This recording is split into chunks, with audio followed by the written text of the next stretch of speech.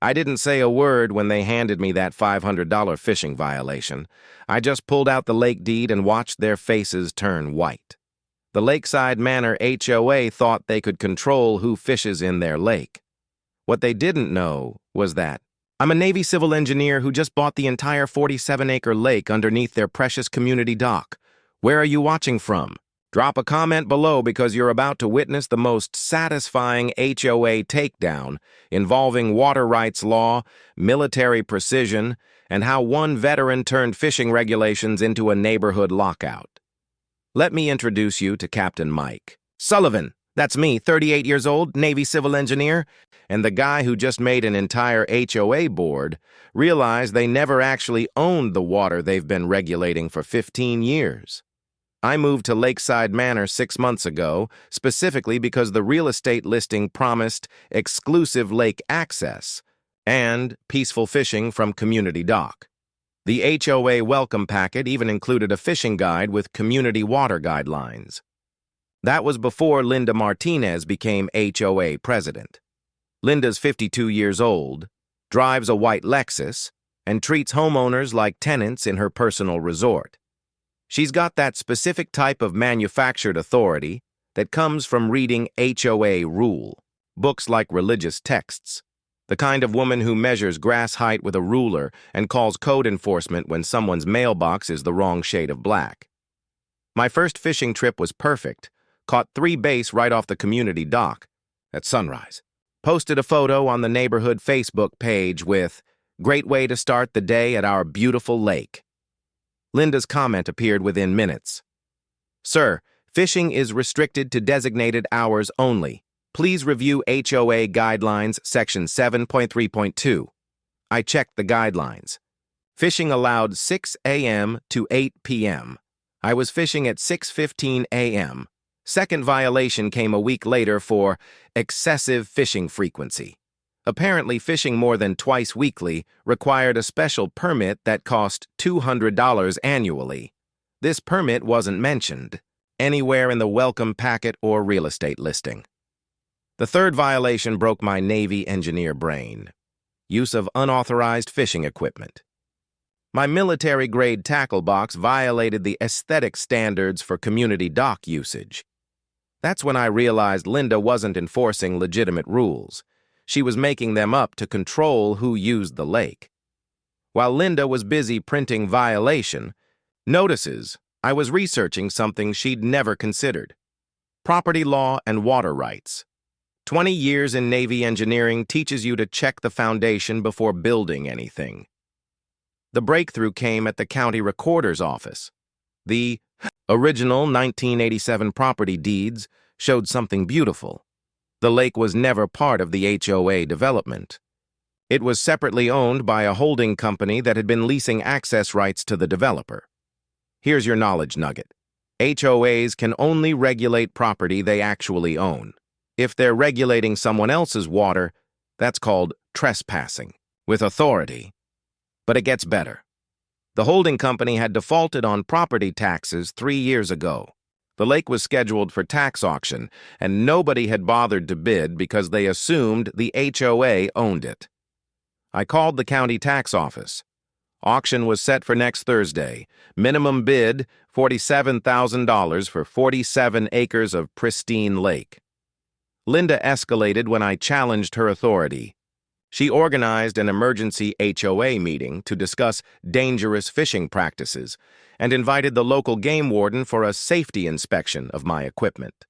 The game warden arrived, spent 5 minutes examining my perfectly legal gear, and told Linda everything was in compliance with state fishing regulations. Linda's response was pure suburban dictator. State law doesn't override our community standards. That's when I knew she had no idea what she was actually regulating. While Linda was staging her neighborhood drama, I was preparing for the tax auction. I researched comparable lake properties, arranged financing, and studied the exact legal boundaries of what I was about to purchase. The tax auction was beautiful in its simplicity. County courthouse steps, 10 a.m. sharp, one registered bidder, me. The auctioneer called for bids on 47.3 acres of water rights and lake bed, parcel ID 78394521. 47,000, I bid.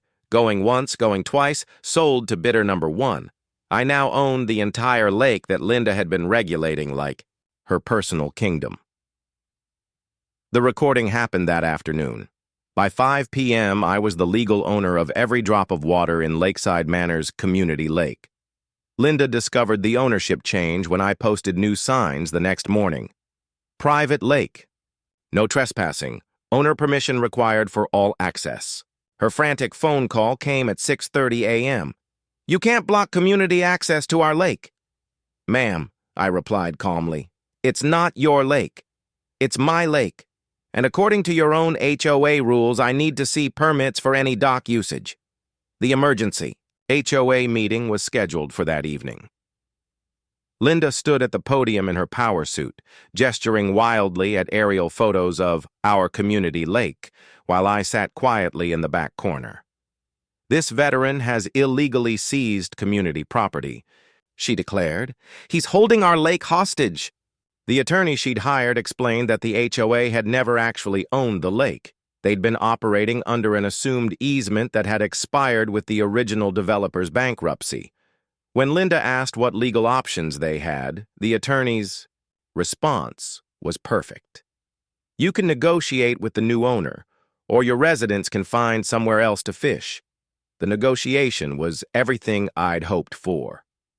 Linda arrived at my house with 3 board members, trying to maintain authority while begging for lake access. What do you want? She asked through gritted teeth. I pulled out a single sheet of paper. Resignation of current HOA board, public apology for harassment, and $50,000 for unauthorized use of my water over the past 3 years. That's extortion, Linda screamed. No, ma'am, that's property law. You've been trespassing on my lake and charging residents for access to water you don't own. The community transformation happened faster than I expected. Without lake access, property values started dropping immediately. 3 families put their homes up for sale within the first week. Linda tried organizing a community response by hiring attorneys to challenge my ownership. That backfired when her legal research revealed she'd been collecting HOA fees for lake maintenance on property the HOA had never owned. The state attorney general opened an investigation into HOA fraud. Within 2 weeks, collecting fees for services you can't legally provide is called theft, even when you're an HOA president. Linda's desperation peaked when she offered to buy the lake back for $200,000. I countered with $500,000 and resignation of the entire board. She tried appealing to community sympathy. He's holding our children's swimming and fishing activities hostage over a personal grudge.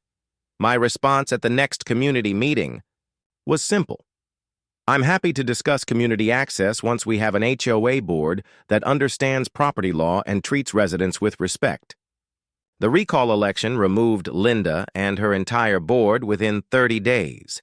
The new board president was a retired teacher named Mrs. Chen who'd been fighting Linda's overreach for years. Our negotiation took exactly 15 minutes. Community lake, access restored, reasonable fishing guidelines established, and a formal apology posted in the neighborhood newsletter acknowledging the previous board's mistakes. The financial settlement was used to improve actual lake amenities. New fishing, dock, boat ramp, and swimming area that the old board had always promised but never delivered. Property values recovered within 3 months and actually increased above pre-crisis levels. Turns out owning a lake managed by reasonable people attracts more buyers than arbitrary HOA tyranny. The environmental victory exceeded every expectation. Without Linda's arbitrary restrictions, residents started caring for the lake properly. We organized community cleanup days, fish stocking programs, and water quality monitoring. The ripple effects spread across 3 counties. The HOA fraud investigation led to criminal charges against Linda for collecting unauthorized fees. She faced $47,000 in restitution and got banned from serving on any HOA board. Today, Lakeside Manor has the cleanest, most beautiful community lake in the region. We host fishing tournaments, swimming lessons for kids, and environmental education programs. Every morning when I cast my line from the community dock, the same dock where Linda tried to find me for fishing, I remember something important about property rights. If you're going to regulate something, make sure you actually own it first. The personal satisfaction isn't just about winning against HOA tyranny. It's about creating a community where families can actually enjoy the lake they moved here for. Mrs. Chen installed a plaque by the main dock, Community Lake, managed by residents for residents. No mention of regulations, restrictions, or permits. Just an invitation to enjoy the water. If you're fighting HOA overreach, property disputes, or bureaucratic bullying, remember this: always check who actually owns what they're trying to control. Sometimes the best way to fight authority is to become the authority. Don't forget to drop a comment and tell me your HOA property horror story. I read every single one and reply when I can. Hit that subscribe button if you want more stories about communities fighting back against suburban tyranny and winning.